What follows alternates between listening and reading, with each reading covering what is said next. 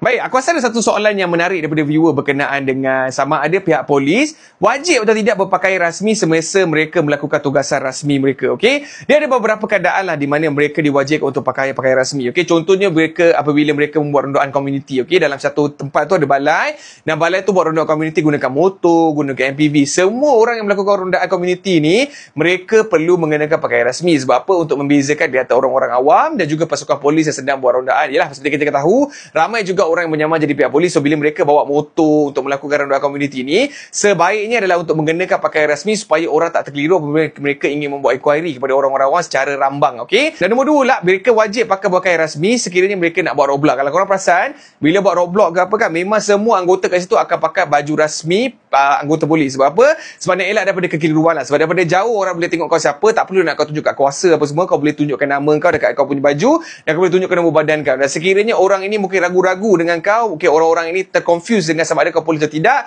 daripada pembacaan nama dan juga nombor badan di baju ni, orang itu boleh buat inquiry ke balai yang terdekat untuk sahkan memang kau adalah anggota polis, okey?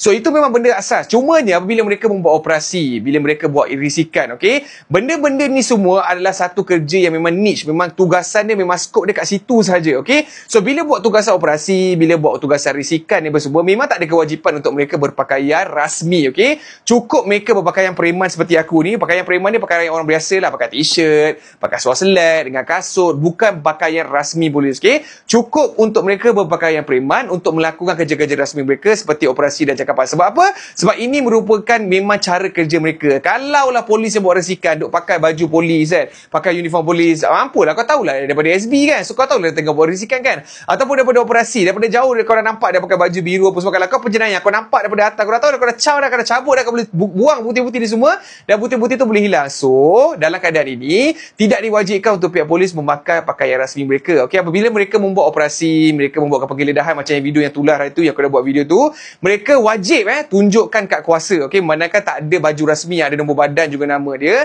mereka wajib untuk tunjuk kad kuasa.